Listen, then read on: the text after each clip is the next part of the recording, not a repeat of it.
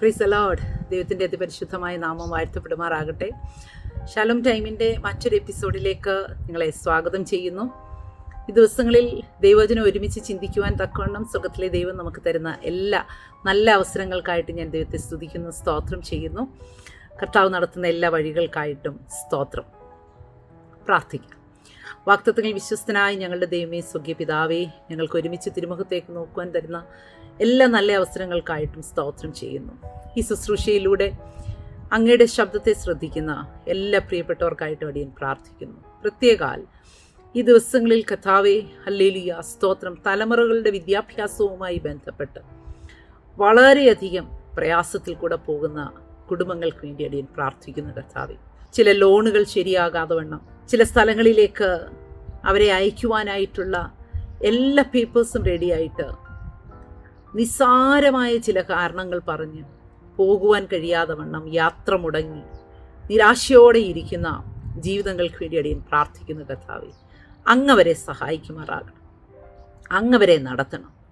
സ്വർഗത്തിലെ ദൂതൻ ചിലയിടങ്ങളിൽ ഇറങ്ങി ചിലരോട് ഇടപെടുമാറാകണമേ എന്ന് പ്രാർത്ഥിക്കുന്നു കർത്താവ്. മാത്രമല്ല, ചില ജീവിതങ്ങൾ ചിലയിടങ്ങളിൽ പോയി പഠനം കഴിഞ്ഞ് എന്നാൽ അവർ പഠനത്തിൽ പഠിച്ചതനുസരിച്ചുള്ള ജോലി ലഭിക്കാതെ വണ്ണം, സർട്ടിഫിക്കറ്റുകൾ കയ്യിൽ കിട്ടാതെ വണ്ണം, ചില രാജ്യങ്ങളുടെ നിയമങ്ങൾ നിമിത്തം, പെട്ടെന്ന് ചില നിയമങ്ങൾ മാറിയത് നിമിത്തം ചിലവാക്കിയ പണം,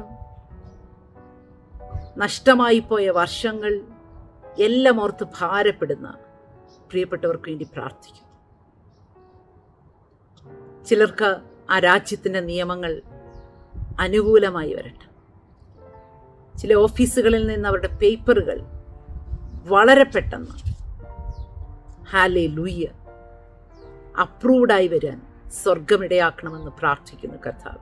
കുടുംബജീവിതത്തിൻ്റെ തകർച്ച അനുഭവിക്കുന്ന പ്രിയപ്പെട്ടവർക്ക് വേണ്ടി പ്രാർത്ഥിക്കുന്നു.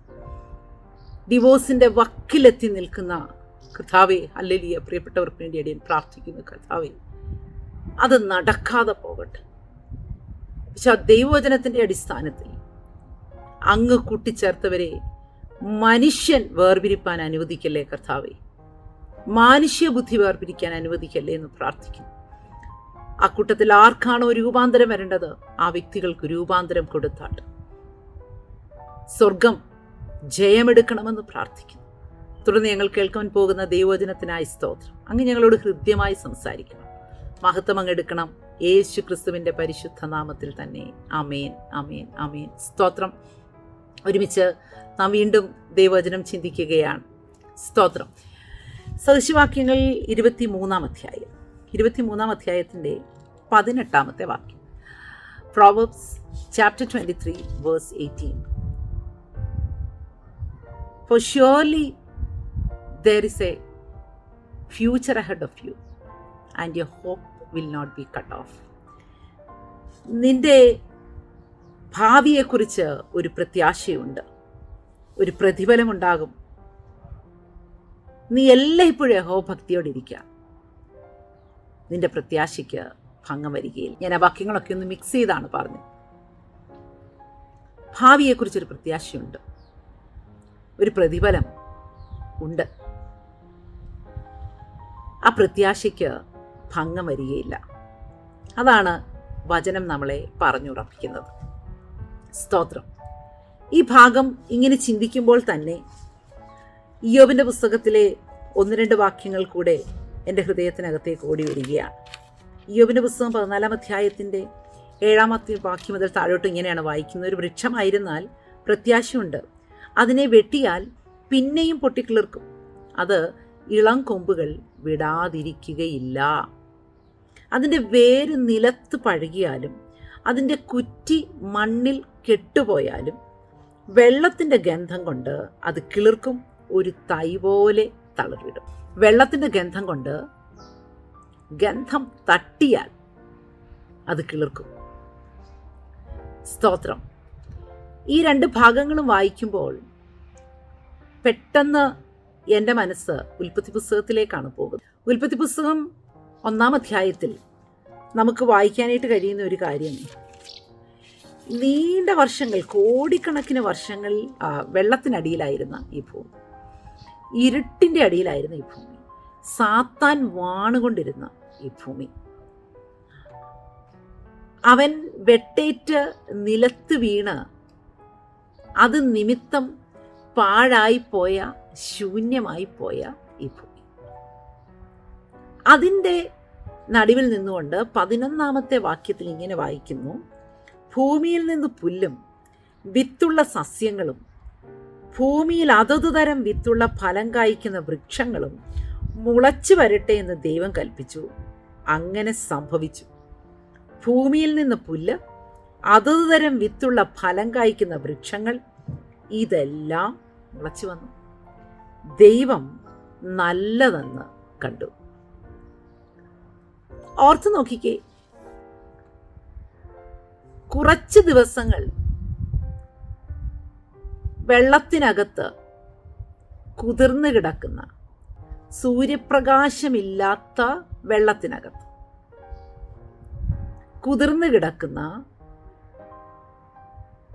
ഏത് വിത്താണെങ്കിലും കുറച്ച് നാളുകൾ, ചില മാസങ്ങൾ അങ്ങനെ കിടന്നാൽ തന്നെ അത് കെട്ടുപോകും, അത് ചീത്തയായി പോകും. പിന്നീട് അതൊരിക്കലും നാമ്പെടുക്കില്ല, കിളിർക്കില്ല, മുള പൊട്ടില്ല. അത്തരത്തിലുള്ള വിത്തുകളാണ് ഈ ഭൂമിയിൽ നാം കാണുന്ന വിത്തുകളെല്ലാം തന്നെ. ഇനി 1, 2, 3, 10 വർഷം ഇങ്ങനെ കിടന്നാലും എവിടെയെങ്കിലുമൊക്കെ ഒരു ചെറിയ ജീവൻ അവശേഷിക്കുന്ന വിത്തുകളും കണ്ടേക്കാം. പക്ഷേ ഈ വിത്തുകൾ അതത് തരം ഫലം കൊടുക്കുന്ന സസ്യങ്ങളെ ഉളവാക്കുന്ന വിത്തുകൾ, പ്ലാവിൻ്റെയും മാവിൻ്റെയും ഒക്കെ വിത്തുകൾ. ഈ വിത്തുകൾ 1 വർഷവും 2 വർഷവും 10 വർഷവും ഒന്നുമല്ല, കോടിക്കണക്കിന് വർഷങ്ങളാണ് പാഴായിപ്പോയ, ശൂന്യമായിപ്പോയ, ദൈവ കോപം നിമിത്തം വന്ന വെള്ളത്തിൻ്റെയും ഇരുട്ടിൻ്റെയും അടിയിലായിപ്പോയ അവസ്ഥയിൽ അവിടെ കിടന്നത്. അത്തരത്തിലുള്ള ഒരു വിത്തിന് എന്തെങ്കിലും ഒരു പ്രത്യാശയ്ക്ക് വകയുണ്ടോ? എന്തെങ്കിലും ഒരു പ്രതീക്ഷയ്ക്ക് വകയുണ്ടോ? ഒരു പക്ഷേ നാം നമ്മുടെ ജീവിതത്തെ നോക്കി, ചുറ്റുപാടുമുള്ളവരുടെ ജീവിതത്തെ നോക്കി, നമ്മുടെ കുടുംബത്തിലുള്ള പലതും നോക്കി ഇത്തരത്തിൽ നാം ചിന്തിക്കുമായിരിക്കാം, എന്തെങ്കിലും ഒരു പ്രതീക്ഷയ്ക്ക് വകയുണ്ടോ? എല്ലാ പ്രതീക്ഷയും നഷ്ടപ്പെട്ട് ഇതുപോലെ ഇരുട്ട് മൂടി, വെള്ളം മൂടി, അതിനേക്കാളൊക്കെ ഉപരി ദൈവകോപം നിമിത്തം വെട്ടിയിട്ട പൈശാചികന്റെ കാൽ കീഴിൽ ഞെരിഞ്ഞ് അമരുന്നത് പോലെ ഉള്ള അനുഭവത്തിൽ ഇരിക്കുന്ന ആരെങ്കിലുമാണോ ഈ ദൂത് കേൾക്കുന്നത്? അങ്ങനെയാണെങ്കിൽ നിങ്ങളോടൊരു വാക്ക്: പ്രതീക്ഷയ്ക്ക് വകയുണ്ട്. സ്തോത്രം. ആ വെള്ളത്തിൻ്റെ മുകളിൽ പടർന്ന് ഘനീഭവിച്ച് കട്ട പിടിച്ചു കിടന്ന ഇരുട്ടിനെ സ്വർഗം ആദ്യം ഡീൽ ചെയ്തു. വെളിച്ചമുണ്ടാകട്ടെ എന്ന് കൽപ്പിച്ചു. വെളിച്ചമുണ്ടായി. ആ വെളിച്ചമുണ്ടായപ്പോൾ തന്നെ ഞാൻ വിശ്വസിക്കുന്നു ആ ഇരുട്ടിൻ്റെ ശക്തിക്ക് അവിടെ നിന്ന് മാറേണ്ടി വന്നു. ആ മാറ്റത്തിൻ്റെ പിന്നാലെ സ്വർഗം പറഞ്ഞു: വിത്തേ, നീ കേൾക്ക, നിന്റെ സമയമായി, നീ മുളപൊട്ടാൻ സമയമായി. ഇനി ഈ വിത്ത് മുളപൊട്ടിയാലും മുകളിലോട്ട് വന്നാൽ അതിൻ്റെ ഷൂട്ടിനെ, അതിൻ്റെ ആ മുളയെ ചീത്തയാക്കി കളയാൻ, അഴുക്കിക്കളയാൻ സാധ്യതയുള്ള വെള്ളത്തെയും കൂടെ സ്വർഗം ഡീൽ ചെയ്തു. ഹല്ലേലൂയ, സ്തോത്രം. അതിനുശേഷമാണ്, അതായത് ഈ വിത്തിനെ മറച്ചിട്ടിരുന്ന ആ മണ്ണിൻ്റെ മുകളിൽ കോടിക്കണക്കിന് വർഷങ്ങളായി ഒഴുകി, ഇനി ഒരിക്കലും മണ്ണേ, നിന്നെ ഞാൻ പുറം ലോകം കാണിക്കില്ല എന്ന് വാദിച്ചിരുന്ന, അതിനോട് ഒരിടത്ത് കൂടട്ടെ എന്ന് പറഞ്ഞതിനെ സമുദ്രമെന്ന പേരിട്ട് സ്വർഗം ഒതുക്കി നിർത്തി. സ്തോത്രം. ആ ഭാഗം പറയുമ്പോൾ ഞാൻ എപ്പോഴും ചിന്തിക്കുന്ന ഒരു കാര്യമുണ്ട്. ദൈവത്തിന് വേറെ ഒരു പ്ലാനറ്റോ മറ്റ് സ്ഥലങ്ങളോ ഒന്നും കണ്ടെത്തേണ്ടി വന്നില്ല ഈ ഭൂമിയെ മൂടിയിരുന്ന വെള്ളത്തെ ഒതുക്കാൻ. ആ ഭൂമിയെ മൂടിയിരുന്ന വെള്ളത്തെ മുഴുവനും കൂടെ ഒതുക്കി പിടിക്കാൻ സാധ്യതയുള്ള ആ ഏരിയ ഈ ഭൂമിയിൽ തന്നെ അവൈലബിൾ ആയിരുന്നു. സമുദ്രത്തിന് വേണ്ടിയിട്ട് ഒരു സ്പെഷ്യലായിട്ട് വേറൊരു ഭാഗമൊന്നും ദൈവത്തിന് ഉണ്ടാക്കിയെടുക്കേണ്ടി വന്നില്ല. ഈ വെള്ളം എല്ലാം കൂടെ ഒരിടത്തോട്ട് കൂടട്ടെന്ന് പറഞ്ഞു. കര ഒരു വശത്തേക്ക് മാറി, വെള്ളം ഒരിടത്ത് കൂടി. നമ്മുടെ ജീവിതത്തെ ഇപ്പോഴും മൂടിക്കൊണ്ടിരിക്കുന്ന ഇരുട്ടിനെ ജയിക്കാൻ വെളിച്ചമുണ്ടാകട്ടെ എന്നുള്ള ഒരു ദൈവശബ്ദം മാത്രം മതി. നമ്മുടെ ജീവിതത്തെ ഇപ്പോൾ മൂടിയിരിക്കുന്ന ഈ വെള്ളത്തെ ഒതുക്കി പിടിക്കാനുള്ള സ്പേസ് ഇവിടൊക്കെ തന്നെ ഉണ്ട്. അതിനുവേണ്ടി വേറെ എങ്ങോട്ടും പോകണ്ട. അത് മാറി നിൽക്കുന്ന ഒരു സമയമുണ്ട്. അതിനൊരു സ്ഥലം ദൈവം നിശ്ചയിച്ചിട്ടുണ്ട്. സ്തോത്രം. ഈ രണ്ട് കാര്യങ്ങളെ ഡീൽ ചെയ്തിട്ടാണ് വിത്തിനോടുള്ള കൽപ്പന. നമ്മൾ ഓർക്കും, ദൈവമേ, ചില വിഷയങ്ങൾ പ്രാർത്ഥിച്ചിട്ട് നടക്കുന്നില്ലല്ലോ, ചിലതിന് മുള പൊട്ടുന്നില്ലല്ലോ, ചിലത് നാമ്പെടുക്കുന്നില്ലല്ലോ, ചിലത് ഫലം കായ്ക്കുന്നില്ലല്ലോ, ഇത് കെട്ടുപോയി കാണും, ഇത് നിലത്ത് പഴകിപ്പോയിരിക്കുന്നു, ഈ വേര് കെട്ടുപോയിരിക്കുന്നു, അതുകൊണ്ട് ഇനിയിപ്പോ ഈ വിത്തിനെ കൊണ്ട് യാതൊരു പ്രയോജനവുമില്ല. അല്പമെങ്കിലും മുളയ്ക്കാൻ സാധ്യതയുള്ള ഒരു ജീവനകത്ത് ശേഷിക്കുന്നുണ്ടെങ്കിൽ പോലും ഈ വെള്ളവും ഇരുട്ടുമൊക്കെ ഉള്ളിടത്തോളം കാലം ഇതിനൊന്നും നടക്കില്ല. പക്ഷെ ഒരു കാര്യം ഓർക്കുക, നാം പ്രാർത്ഥിക്കുമ്പോൾ പരിശുദ്ധാത്മാവിൽ നാം ഇതിൻ്റെ മേൽ അടയിരിക്കുമ്പോൾ, ആത്മാവിലുള്ള പ്രാർത്ഥന, ആത്മാവിലുള്ള ഉപവാസം, ആത്മാവിലുള്ള വചനധ്യാനം, ആത്മാവിൽ വചനത്തിൽ നിന്ന് ചിലത് പ്രാപിച്ച് ഡിക്ലെയർ ചെയ്യുന്നതൊക്കെ അതിൻ്റെ മേൽ ബ്രൂഡ് ഓവർ ചെയ്യുകയാണ്, അതിൻ്റെ മേൽ പൊരുന്നയിരിക്കുകയാണ്. അത്തരത്തിലുള്ള പ്രവർത്തികൾ നിർത്തിക്കളയണ്ടാകട്ടോ. ഒരു പക്ഷേ നാം വിത്ത് കാണുന്നില്ലായിരിക്കാം, മുള കാണുന്നില്ലായിരിക്കാം, അതിൻ്റെ നാമ്പ് കാണുന്നില്ലായിരിക്കാം, ഒന്നും കാണുന്നില്ലായിരിക്കാം. പക്ഷേ അതിന് മുമ്പ് ചെയ്തെടുക്കേണ്ടുന്ന ചില കാര്യങ്ങൾ ദൈവം ചെയ്തെടുത്തുകൊണ്ടിരിക്കുക. നാം പ്രാർത്ഥിച്ചുകൊണ്ടിരിക്കുന്ന വിഷയങ്ങളിൽ ഒരു ചെറിയ ചലനമെങ്കിലും കാണുന്നെങ്കിൽ സ്തോത്രം ചെയ്തു തുടങ്ങിക്കോണം.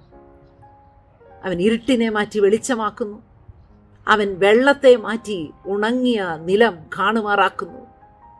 എങ്കിലോർത്തോണം, മുള പൊട്ടാൻ സമയമായി, വിത്ത് പുറത്തു വരാൻ സമയമായി. സ്തോത്രം. വിത്തേ, നിന്നെപ്പോലെയുള്ള അതത് തരം വിത്തുള്ള ഫലം കായ്ക്കുന്ന, നിന്നെപ്പോലെയുള്ള ചിലതിനെ ചുമന്ന് നിൽക്കുന്ന ഫലങ്ങൾ പുറത്തു കൊണ്ടുവരുന്ന വൃക്ഷങ്ങളെ ഞാൻ നിന്നിൽ നിന്ന് തന്നെ പുറത്തെടുക്കും. നീ അഴുകിപ്പോയെന്ന് വിചാരിക്കണ്ട, നീ കെട്ടുപോയെന്ന് വിചാരിക്കണ്ട, നീ തീർന്നുപോയി എന്ന് വിചാരിക്കണ്ട. നിന്റെ കുടുംബത്തിൽ നിന്ന് തന്നെ അതിശ്രേഷ്ഠന്മാരെ ഞാൻ പുറത്തെടുക്കും. വേല ചെയ്ത അപ്പൻ കടന്നുപോയി, ആരാലും ശ്രദ്ധിക്കപ്പെടാതെ ഒരു പ്രതീക്ഷയ്ക്കും വകയില്ലാതെ ഇരിക്കുന്ന മാതാവേ, അപ്പനേക്കാൾ ശ്രേഷ്ഠതയുള്ള ഫലം ചുമക്കുന്ന തലമുറകളെ ഞാൻ അവിടെ നിന്ന് തന്നെ പുറത്തു കൊണ്ടുവരും. ഇപ്പൊ വെള്ളം മൂടിക്കിടക്കുകയാണോ? ഇപ്പൊ ഇരുട്ട് മൂടിക്കിടക്കുകയാണോ? പ്രതീക്ഷയെല്ലാം പോയിരിക്കുകയാണോ? Don't stop brooding over. പൊരുന്നയിരിക്കുന്നത് മാത്രം നിർത്തിക്കളയരുത്, പ്രാർത്ഥന മാത്രം നിർത്തിക്കളയരുത്, ജാഗരണം മാത്രം നിർത്തിക്കളയരുത്. ഓർത്തു നോക്കുക, നമ്മുടെ ഭാവിയെക്കുറിച്ചൊരു പ്രത്യാശയുണ്ട്. നീ എല്ലാം ഇപ്പോഴും യഹോഭക്തിയോടെ ഇരിക്കുക. ഒരു പ്രതിഫലം ഉണ്ടാകും, നിശ്ചയം ഉണ്ടാകും. അതാണ് നാം കുറിവാക്യമായി വായിച്ചത്. 17-ാം വാക്യത്തിൻ്റെ സദൃശവാക്യങ്ങൾ 23 അധ്യായത്തിൻ്റെ 17 വാക്യത്തിൻ്റെ അവസാന വാക്യവും 18 വാക്യവും കൂടെ ചേർത്താ വായിച്ചു. നീ എല്ലായ്പ്പോഴും യഹോവഭക്തിയോടെയിരിക്കും. നിന്റെ ഭാവിയെക്കുറിച്ചൊരു പ്രത്യാശയുണ്ട്, ഒരു പ്രതിഫലമുണ്ടാകും നിശ്ചയം. സ്തോത്രം.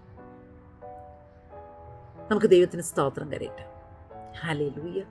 ഇനി ഇതേ മണ്ണ്, ഈ കോടിക്കണക്കിന് വർഷങ്ങൾ വെള്ളത്തിൻ്റെയും ഇരുട്ടിൻ്റെയും അടിയിൽ കിടന്ന മണ്ണ്, ആ മണ്ണിൻ്റെ ഏറ്റവും സൂപ്പർഫിഷ്യൽ ലെയറാണ് ധൂളി എന്ന് പറയുന്ന, പൊടി എന്ന് പറയുന്ന കാര്യം അല്ലേ? ആ സൂപ്പർഫിഷ്യൽ ലെയർ ആയിരിക്കും ഏറ്റവും കൂടുതൽ ഈ പ്രതിസന്ധി അനുഭവിച്ചത്. ശത്രുവിൻ്റെ ആ ഇരുട്ടിൻ്റെയും വെള്ളത്തിൻ്റെയും ഒക്കെ കാൽക്കീഴിൽ കിടന്ന് ഞെരിഞ്ഞമർന്നത് ആ ധൂളിയായിരിക്കും, ആ സൂപ്പർഫിഷ്യൽ ലെയർ. ഉൽപ്പത്തി പുസ്തകം 2-ാം അധ്യായത്തിലേക്ക് നാം പോകുമ്പോൾ 2-ാം അധ്യായത്തിൻ്റെ 7-ാം വാക്യത്തിൽ വായിക്കുന്ന, യഹോവയായ ദൈവം നിലത്തെ പൊടി കൊണ്ട് മനുഷ്യനെ നിർമ്മിച്ചു.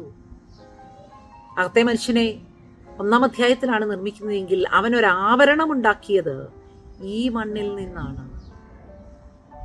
The body, our complicated body is created from this dust which was under the deep waters, the thick darkness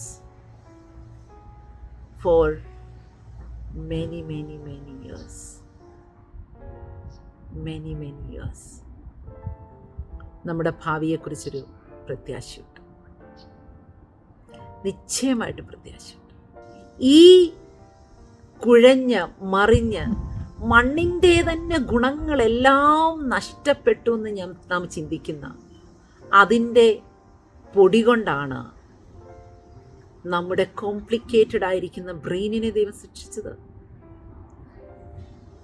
നമ്മുടെ ഹൃദയത്തെ ദൈവം സൃഷ്ടിച്ചത്, നമ്മുടെ എല്ലാ ഇന്റേണൽ എക്സ്റ്റേണൽ ഓർഗൻസിനെയും ദൈവം സൃഷ്ടിച്ചത്. ആ പൊടി കൊണ്ടാണ് ഈ മനോഹരമായിരിക്കുന്ന സ്കിൻ ദൈവം ഉണ്ടാക്കിയത്. നമുക്ക് പ്രത്യാശയ്ക്ക് വകയില്ലേ ദൈവമക്കളെ? എല്ലായ്പ്പോഴും യഹോഭക്തിയോടെ ഇരിക്കും. രൂത്തേ, നിന്റെ ദൈവം എൻ്റെ ദൈവമെന്നും നിന്റെ ജനം എൻ്റെ ജനമെന്നും ഒക്കെ പറഞ്ഞ് നവോമിയോടുകൂടെ യാത്ര ചെയ്യുന്ന യൂത്തേ, നവോമിയോടൊപ്പം ചുവട് വയ്ക്കുന്ന രൂത്തേ, നീ അടക്കപ്പെടുന്നിടത്ത് ഞാനും അകപ്പെടും, മരണത്താലല്ലാതെ വിട്ടുപിരിയാൻ നീ എന്നോട് പറയല്ലേ എന്നൊക്കെ പറഞ്ഞ് വിധവയായ, വൃദ്ധയായ, ശൂന്യയായ അമ്മാവിയമ്മയോട് ചേർന്ന് നിൽക്കുന്ന രൂത്തേ, നീ യഹോവ ഭക്തിയോടിരിക്കുമെങ്കിൽ നിന്റെ ഭാവിയെക്കുറിച്ചൊരു പ്രത്യാശയുണ്ട്, ഒരു പ്രതിഫലം ഉണ്ടാകും നിശ്ചയം. സ്തോത്രം.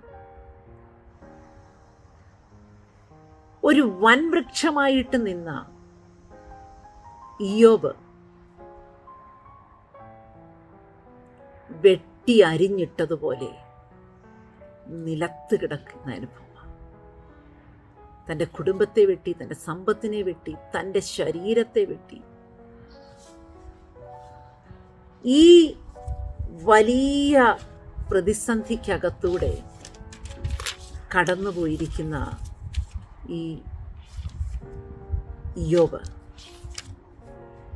അത്രയും വലിയ സങ്കടത്തിലൂടെ, വേദനയിലൂടെ ഒക്കെ പോയിരിക്കുന്ന ഈ ഇയ്യോബ് പറയുകയാണ്, എത്ര വെട്ടിയാലും ഒരു വൃക്ഷമാണോ? നീ ഒരു വൃക്ഷമായിട്ടിരുന്നതാണോ? അങ്ങനെയാണെങ്കിൽ നിന്നെക്കുറിച്ചൊരു പ്രത്യാശയ്ക്ക് വകയുണ്ട്. ഒരിക്കലൊരു വൃക്ഷമായിരുന്നോ? ഇപ്പൊ വെട്ടിക്കളഞ്ഞതുപോലെയുള്ള അനുഭവമാണോ? യോബ് പറയുന്നു, ഒരു വൃക്ഷമായിരുന്നാൽ പ്രത്യാശയുണ്ട്. അതിനെ വെട്ടിയാൽ അത് പിന്നെയും പൊട്ടിക്കിളിർക്കും. സ്തോത്രം. അത് ഇളം കൊമ്പുകൾ വിടാതിരിക്കുകയില്ല. വെട്ടിയിട്ട അനുഭവമാണോ? ചെത്തിക്കളഞ്ഞ അനുഭവമാണോ? ചവിട്ടി ഒടിച്ചു കളഞ്ഞ അനുഭവമാണോ? ഈ വാക്യം ഇയ്യോബ് പറയുമ്പോൾ ഞാൻ ചിന്തിക്കുന്നത് ഇങ്ങനെയാണ്: മുകൾ വശമെല്ലാം വെട്ടിക്കളഞ്ഞു, പക്ഷെ വേരെവിടെയൊക്കെയോ പിടിച്ചിരിപ്പുണ്ട്. വേര് ക്രിസ്തുവിലാണോ? മറഞ്ഞിരിക്കുന്ന അനുഭവമാണോ? പ്രത്യാശിക്കുക. യഹോഭക്തി വിട്ടുകളയേണ്ട. ഇയ്യോബിന്റെ ഭാര്യ ഇയ്യോബിനോട് പറഞ്ഞത് ഇങ്ങനെയാണ്: നീ ഇപ്പോഴും നിന്റെ ഭക്തി മുറുകെ പിടിച്ചുകൊണ്ടിരിക്കുകയാണോ? അത് വിട്ടുകളഞ്ഞ് പോയി ചത്തുകള.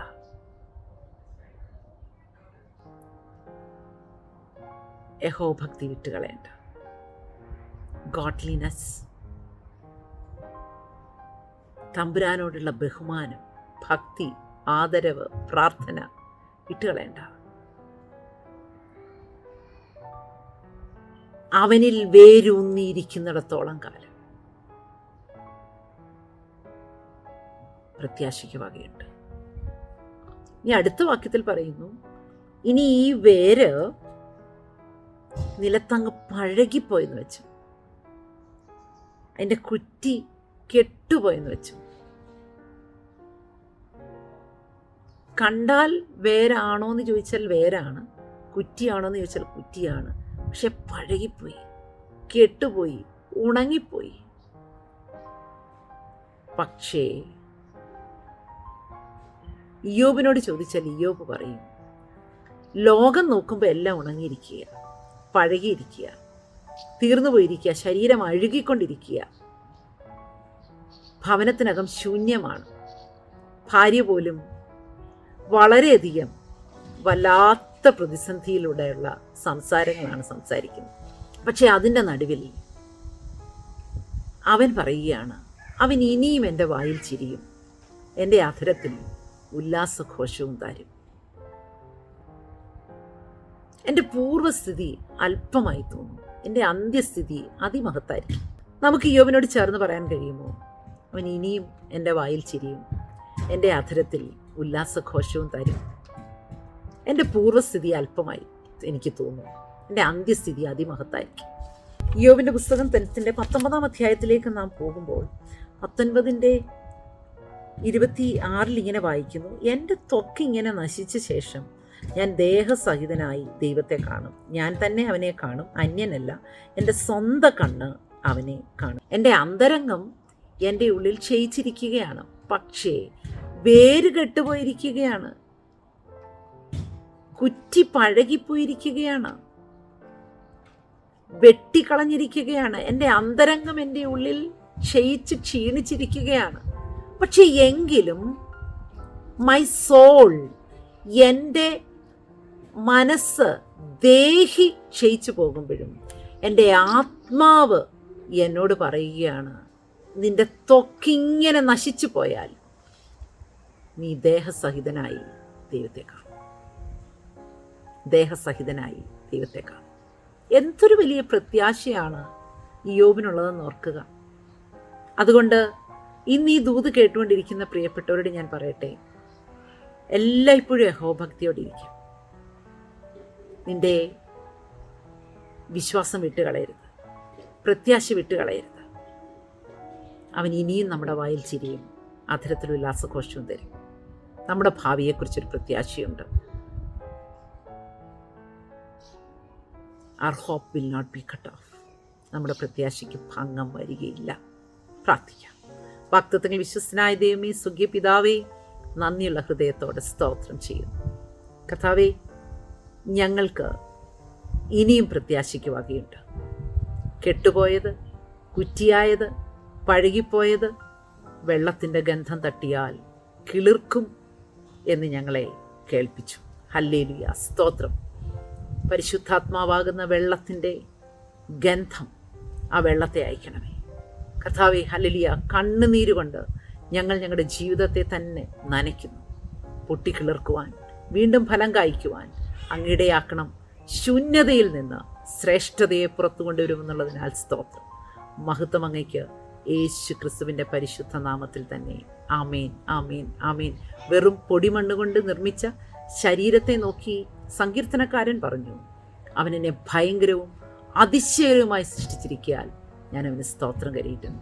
ഭയങ്കരമായത്, അതിശയകരമായത്, പാഴായ ശൂന്യമായ ഇരുട്ടിൻ്റെയും വെള്ളത്തിൻ്റെയും അടിയിൽ കിടന്നതിൽ നിന്ന് തമ്പുരാൻ പുറത്തു കൊണ്ടുവന്ന് നിർത്തിയെങ്കിൽ നമ്മുടെ ഭാവിക്ക് കുറിച്ച് ഒരു പ്രത്യാശയുണ്ട്. ഈ വചനങ്ങളാൽ ദൈവം നമ്മെ അനുഗ്രഹിക്കുമാറാകട്ടെ. God bless you.